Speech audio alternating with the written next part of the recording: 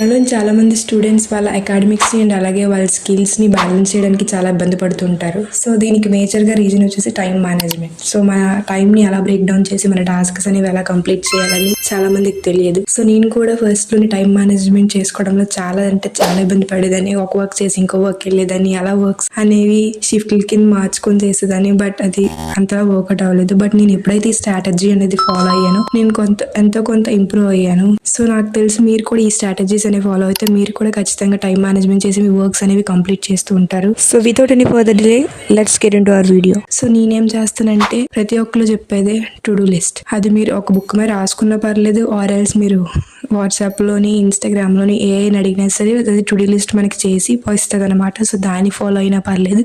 So నేను నా to do list లో రాసుకుంటాను. సో ఫస్ట్ మార్నింగ్ 6కి లేస్తాను నేను, అది ఎవరి ఇష్టం వాళ్ళది. 6 to 7:30 వరకు నేను వెబ్ డెవలప్మెంట్ నేర్చుకుంటున్నాను. సో అది చేస్తాను. అండ్ దెన్ తర్వాత 9 to 4:15 కాలేజ్ ఉంటుంది, కొంతమందికి 5 వరకు ఉంటుంది కదా. సో మళ్ళీ 6 నుంచి నేను స్టార్ట్ చేస్తాను వర్క్. 6 నుంచి 8 వరకు చేస్తాను. DSA అయినా అవ్వచ్చు, ఆర్ ఎల్స్ లింక్డ్ఇన్ పోస్టర్స్ అవైనా చేయొచ్చు. అండ్ దెన్ తర్వాత 8:30 to 9 నేను అకాడమిక్స్ అయినా ఏమైనా రికార్డ్స్ అయినా రాసుకుంటాను. సో నేను ఎప్పుడైతే దీన్ని ఫాలో అయ్యానో నేను నా దాంట్లో ఇంప్రూవ్ చేసుకోగలిగాను. సో నేను ఒకసారి ఒక టాస్క్ కంప్లీట్ చేసిన తర్వాత ఆ టాస్క్ అయిపోయిందని చెప్పి టిక్ మార్క్స్ వేసుకుంటాను. అంటే సో దట్ నాకు కొంచెం సాటిస్ఫాక్షన్ ఉంటుంది, ఒక వర్క్ నేను కంప్లీట్ చేసుకున్నాను అని. ఇలా రాసుకోకుండా చేయొచ్చు అంటే చేయొచ్చు, కానీ చాలా ఇబ్బంది పడతారు. ఇలా రాసుకొని చేస్తే మన వర్క్స్ అనేవి కంప్లీట్ చేస్తున్న మన సాటిస్ఫాక్షన్ ఉంటుంది, అలాగే మన వర్క్స్ కూడా కంప్లీట్ అవుతాయి. మీరు కూడా ఇలా టు డూ లిస్ట్ చేసుకొని రాసుకున్నా పర్లేదు, ఆర్ఎల్స్ నేను చెప్పినట్టు ఏఐని యూజ్ చేసుకొని టు డూ లిస్ట్ ప్రిపేర్ చేసుకున్నా పర్వాలేదు. బట్ ఇది కానీ మీరు ఫాలో అయితే మీరు ఖచ్చితంగా మీ టైం మేనేజ్మెంట్ ని ఎలా మేనేజ్ చేసుకోవాలి, మీ టాస్క్స్ ని ఎలా కంప్లీట్ చేసుకోవాలి అనేది మీకు ఒక ఐడియా వస్తుంది. సో నేను ఫాలో అయ్యాను. ఫస్ట్ లో నేను కూడా చాలా ఇబ్బంది పడ్డాను. సో ఇది ఫాలో అయిన తర్వాత నుంచి, అంటే స్టార్టింగ్ లోనే వచ్చేస్తుంది అని నేను చెప్పను, ఎందుకంటే